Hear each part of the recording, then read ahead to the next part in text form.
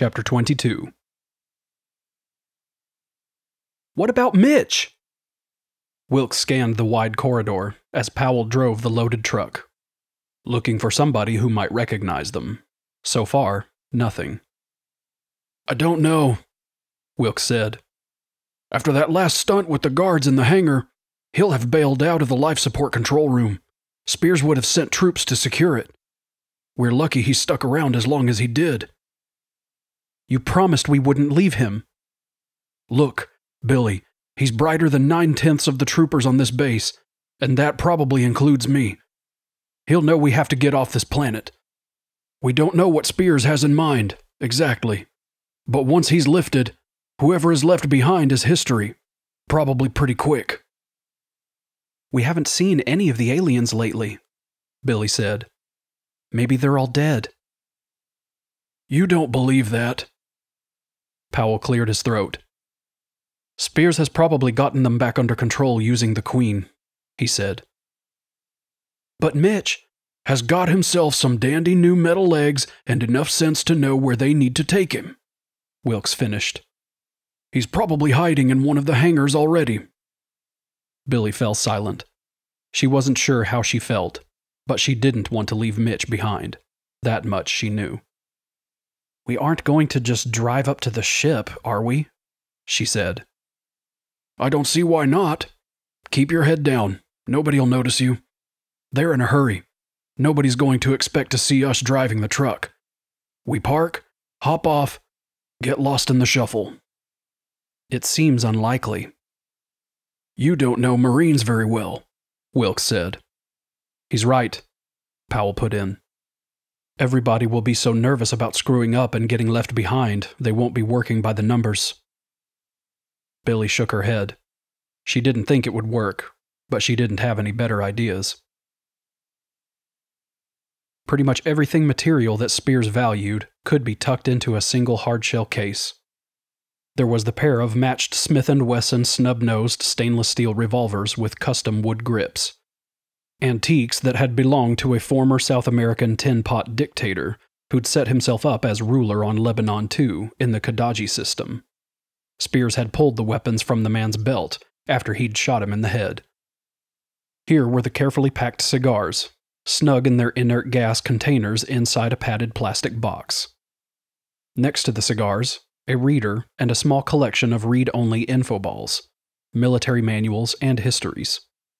A hologram of his basic training class on completion day. Probably most of them were dead by now. He had other things, of course, but nothing that couldn't be replaced.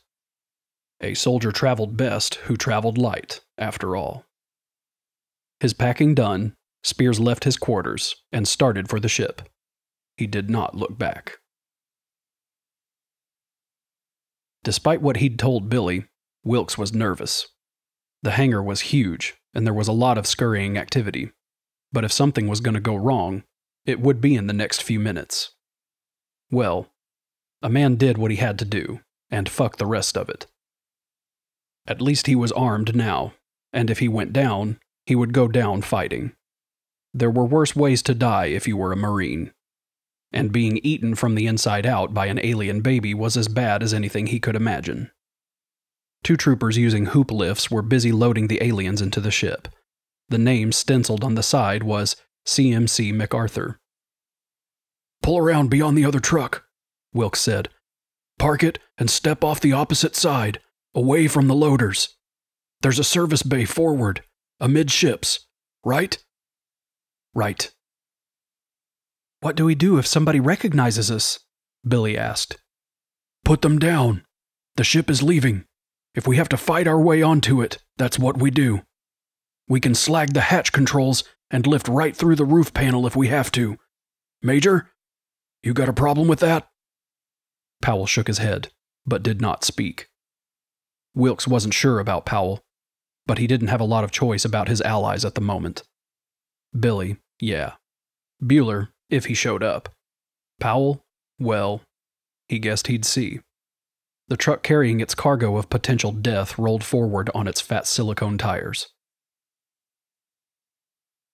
Spears saw the last truck go past as he approached the ship. Another 15 minutes and he'd be loaded and ready to leave. The first step toward his ultimate goal, the retaking of Earth. The lieutenant he'd left in charge came up at a quick step. Sir, the final transporter has just arrived. Load time? 10 minutes, sir. Good, good. Once the ship is packed, you are to assemble the men at the Grant. The course has been logged in. You'll follow the MacArthur and the Jackson into orbit, and we'll make the shift to E-space. Any questions? No, sir. Good. Carry on.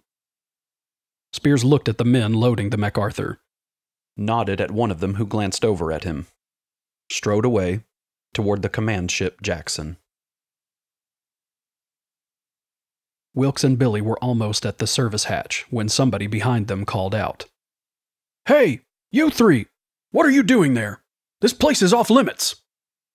Wilks turned, ready to pull his carbine up and start shooting, but Powell moved into the line of fire between Wilks and the trooper behind them. At ease, trooper, Powell said. Major Powell? That's right. For a moment the young Marine looked confused. It had been drilled into him from his first day in the Corps. If an officer says jump, you're in the air before you ask how high he wants it. But this was one of Spears's troops, and the major was no longer in command. The trooper's intellectual waters might be muddy, but one thing was clear. A general outranked a major, and the general was giving the orders. Keep moving, Billie, Wilks said softly. Since Powell blocked the Marine Guard's view, he slowly shifted his weapon, swung the barrel around carefully.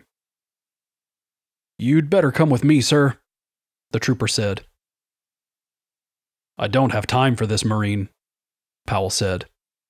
General Spears and I have settled our differences, and I've got business that cannot wait. Call him, if you like, but hurry it up. From his angle, Wilks could see the trooper reaching for the bone phone control over his right ear. In another second, he would be online with whoever was running the operations channel, and the game would be over. Wilks now had his carbine aimed right at the trooper. Only Powell stood right under the sights. Now or never. Powell, get down! Wilks yelled. The major was pretty quick. He dived to his right, hit flat on the deck, giving Wilks a clear line of fire. The young Marine was confused again. He didn't know whether to finish his op-chan call or shoot. He tried to do both. Wilks fired a single round, hit the man square in the middle of the chest, a clean heart shot. With a 10mm high-velocity slug, such a hit would usually put a man down pretty fast. The head and the spine were better targets, but while a single shot might go unnoticed in all the mechanical noise and fuel venting in the hangar, a full burst would not. The trooper went down, still looking confused. His carbine sagged, went off. Half a dozen rounds blasted from the uncontrolled weapon. Bullets spanged off the deck. Damn! Powell, who was rolling, caught at least one of the slugs when he came up in the wrong place. Wilks saw the man's head explode. When he'd been a boy, Wilks had once put a big firecracker into a watermelon. The effect of the bullet at this range was much the same as what had happened to the watermelon when the firecracker went off. Ah, shit! Wilks? Get in the ship, Billie! Fast! Seated in the control cabin of the Jackson, Spears got a call on the op-chan. Sir, there have been some small arms fire near the MacArthur. Spears reached out and put the control computer online. Cause? Sir, we found Major Powell's body next to that of one of the sentries. I see. Any other activity? No, sir. The MacArthur is loaded and sealed. Good. Let Powell's traitors bury him, Spears said. I will be lifting off in 3 minutes. Clear the hangar and cut the gravity. Yes, sir. Spears slaved the MacArthur to the Jackson, checked the codes to be sure the computer didn't have them wrong. Everything was green, all systems functioning properly. Overhead, the hatch covering the hangar began to slide back. He could feel the drone of the big pumps as they sucked the air inside the hangar into storage tanks. The gravity began to fade. A small tap on the repellers, and the ship would rise. Once he was clear of the hangar, he would light the engines and boost into a slingshot orbit. Launch minus 1 minute, came the dry voice of the control comp. The info crawl on the screen sped by. The Jackson was clear to lift. The hatch over the MacArthur would be fully retracted in 36 seconds. Spears nodded to himself. Perfect.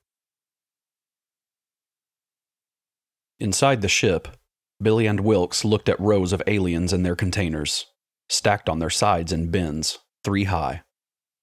Christ, Billie said. Yeah, come on, let's find the control room. They'd taken half a dozen steps when the gravity faded considerably. Wilks, what is it? I don't know. Maybe a malfunction in the station. Or maybe... He trailed off. Maybe what? Nothing. Come on, Wilks. Don't start holding out on me now. Could be we're about to lift. Inside a hangar, they'll shut down the fograv and use the repellers to boost. That's SOP so they don't fry the hangar with the engine's exhaust. We can't leave. Mitch! I know. Let's see if we can find the control room and do something. With the gravity reduced to that of the planetoid, normal walking was impossible. They'd bound up to the ceiling with every step. Wilks moved using a kind of swimming hop. He'd take a short, tiny step, grab something anchored, and pull himself along as if they were underwater. Billie figured it out pretty quick, and it seemed to work. They hurried toward the control room. liftoff commencing, the computer said. Spears felt a slight tug as the repellers kicked on, shoving the ship straight up. After a moment, the repellers cut off and the massive ship drifted upward like a hot air balloon on a cool and crisp morning. Spears touched a control. The external hardskin armor retracted, and the inner polarized plate in the control cabin cleared. The blackness of space lay over the ship and planet like a shroud pierced with laser points. He liked space travel. The sense of going vast distances to do great things made a man feel powerful, knowing he could conquer the galaxy that way, secure in his machine from the killer vacuum that would steal your air. Can't touch me, he thought. He grinned at the vac for its impotency. He switched another control on and got external cameras going, put the rear viewer on screen, saw the MacArthur begin to rise from the base. When the second ship was clear, Spears found another control, one that had not been installed when the ship had been built, a jury-rigged button atop a powerful transmitter. He had put that one in himself. He shoved the button down with his thumb.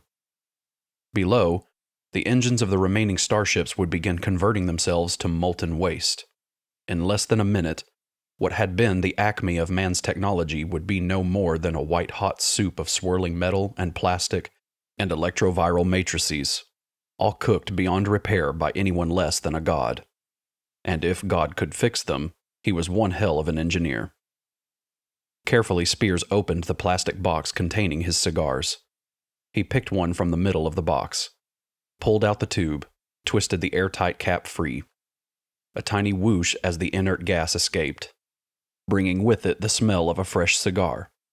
He tilted the tube, removed the dark Jamaican Lonsdale, and looked at it with reverence.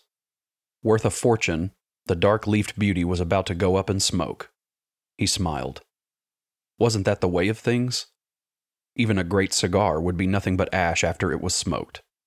Things didn't endure. Only deeds lasted. And nobody had ever done a greater deed than to reclaim an entire planet from an enemy, and the mother world of humans to boot. He clipped the end of the Lonsdale with his cutter, wet the fragrant leaf with his lips, sucking on it lightly, then reached for his lighter. The first puff filled his nostrils and sinuses, and he blew it gently into the control cabin's cool air. Watched the blue smoke pulled into the cleaners. It didn't get much better than this, thought the savior of mankind. No, sir.